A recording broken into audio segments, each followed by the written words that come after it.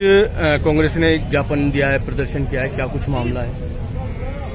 ऐसा है, भाजपा की शासन बनने के बाद 18 महीने में जो हमारा विधानसभा में जो हाल हुआ, सबसे हाल खराब तो हमारे किसानों का है। और किसानों का जो बरसात के कारण, अतिवृष्टि के कारण जो नुकसान हुआ है, इस पूरे संभाग में 12 जिले में नहीं बल्कि पूरे हड़ती में अभी तक प्रशासन नाम की कोई चीज नहीं है। ना उसका सर्वे हुआ, ना सर्वे रिपोर्ट गई।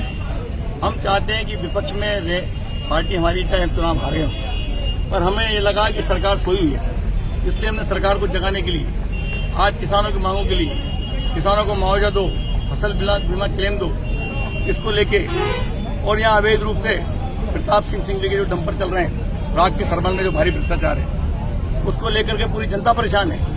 जो दिन में सड़क छपड़ा की सड़कों पर डंपर चल रहे हैं सिंह की जगह, वो डंपर ही डंपर दिख रहे हैं, पूरी धूल उठती है।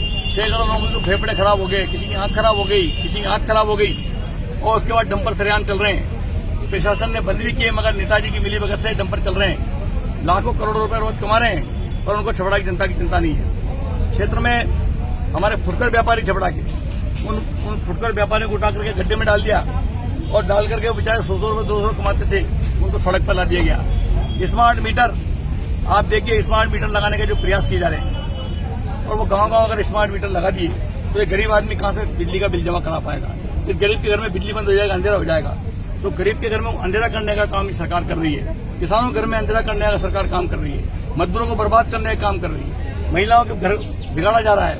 और ये धन्ना सेठ थर्मल के माध्यम से सरकार में भ्रष्टाचार का काम चल रहा है, अवैध माइनिंग चल रही है, अवैध सट्टा चल रहा है, अवैध खाने चल रही है, अवैध रेत चल रही है, भूमाफिया ने पूरी जमीनों पर कब्जा करके छपड़ा में बेचा जा रहा है। ये सारी समस्याओं को लेकर के हमने ज्ञापन दिए हैं। इसमें और समस्या ये रही, अभी थर्मल में हमारा छपड़ा है, उस छपड़ा थर्मल में गरीबों को हटा दिया गया, लोकल को तो, और बाहर के आदमियों को लाके उनको ठेके दिए जा रहे हैं। जो लोकल आदमी हो उनको गेट पास छीनकर को बाहर भगाया जा रहा है, उनको यूनियन बना के बाहर निकाला जा रहा है। इसी तरह से दुर्घटना में कोई गरीब मर गया, उसके सांप ने काटने से मर गया, कोई मकान गिरने से मरा है, उसको आज तक मिला मुआवजा नहीं दिया।